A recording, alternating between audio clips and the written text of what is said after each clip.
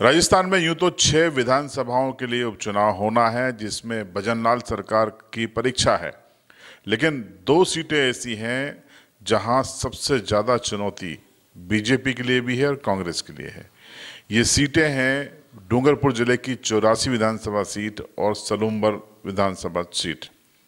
सलूम्बर विधानसभा seat वहां के BJP MLA Amritlal Meena के निधन से रिक्त हुई, इसलिए वहां पर उपचुनाव होगा। तो 84 में भारत आदिवासी पार्टी के राजकुमार रोत सांसद बन गए हैं, इसलिए उन्होंने उस सीट से इस्तीफा दे दिया है, इसलिए यहाँ पर उपचुनाव होगा।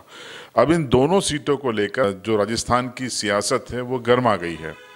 आपको याद होगा कि बांसवाड़ा डूंगरपुर लोकसभा सीट पर कांग्रेस ने पहले अपना उम्मीदवार घोषित किया, लेकिन उसने अपना नामांकन वापस नहीं लिया। 1 लाख के आसपास उनका उम्मीदवार वोट लेकर आया। बावजूद इसके कांग्रेस ने बाद में राजकुमार रोत को समर्थन दिया और राजकुमार रोत चुनाव जीत भी गए।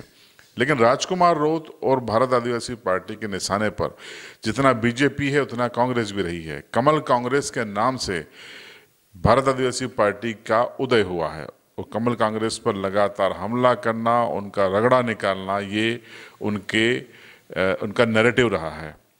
अब दिक्कत ये आई है कि कांग्रेस के भीतर 2 धड़े हो गए हैं। 84 विधानसभा उपचुनाव में और सलूम्बर में भारत आदिवासी पार्टी ने कहा कि वो अपना उम्मीदवार उतारेगी और कांग्रेस को अगर बीजेपी को हराना हो तो उनको समर्थन दे।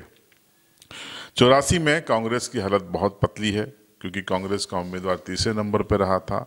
सलूम्बर में कांग्रेस दूसरे नंबर पर रही थी। ऐसे में कांग्रेस चाहती है कि 84 सीट भले भारत आदिवासी पार्टी ले ले, लेकिन सलूम्बर की सीट उसे दे दे। लेकिन भारत आदिवासी पार्टी यानी बाप पार्टी इसके लिए तैयार नहीं है। ऐसे में कांग्रेस के पास बहुत सीमित विकल्प है। कांग्रेस के भीतर 2 धड़े हैं।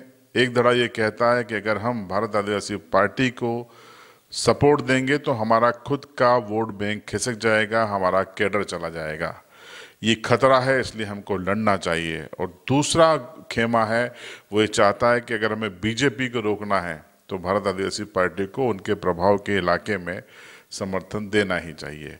अब फिलहाल ये दोनों खेमे आपस में मंथन कर रहे हैं और पार्टी का जो आला नेतृत्व है उसके ऊपर ये पूरा सब कुछ खेल छोड़ दिया है। आपको बता दें कि 84 विधानसभा सीट पर राजकुमार रोत ने 2018 में बीटीपी के टिकट से चुनाव जीता था और उसके बाद भारत आदिवासी पार्टी के टिकट पर पहली बार लड़ते हुए उन्होंने एक बड़ी जीत 84 में 2023 के विधानसभा चुनाव में हासिल की थी। एक ऐतिहासिक जीत हासिल की थी।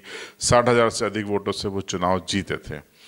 अब उसी सीट पर कांग्रेस के ताराचंद भगोरा जो चुनाव हारे थे वो फिर से ताल ठोक रहे हैं, जो कि वरिष्ठ नेता हैं कांग्रेस के। वो चाहते हैं या तो उनको टिकट मिले या फिर उनके बेटे को टिकट दे दिया जाए।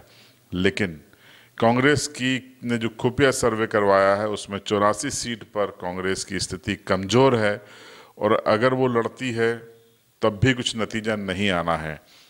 और भारत आदिवासी पार्टी 84 सीट पर इतनी मजबूत बताई जाती है कि कांग्रेस और बीजेपी दोनों अगर उससे लड़ती हैं तो दोनों की बहुत बुरी स्थिति होनी है। एक पार्टी की तो जमानत भी यहाँ पर जब्त हो सकती है।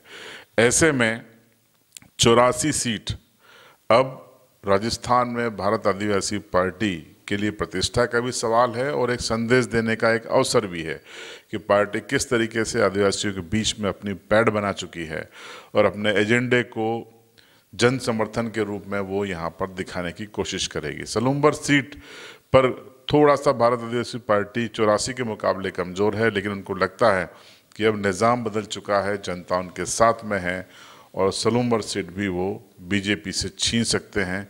कांग्रेस को यहाँ पर समर्थन देने की ज़रूरत है। अब देखना ये है कि चुनाव जब होंगे तब क्या निज़ाम बनता है। सीबी लाइव की टीम सलूम्बर और 84 दोनों जगह जाकर आपको इन उपचुनावों में लगातार कवरेज दिखाएगी। बने रहिएगा आप सीबी लाइव के साथ। चैनल पर नए हैं तो सब्सक्राइब कर लीजिएगा, बेल आइकन ज़रूर दबाइएगा।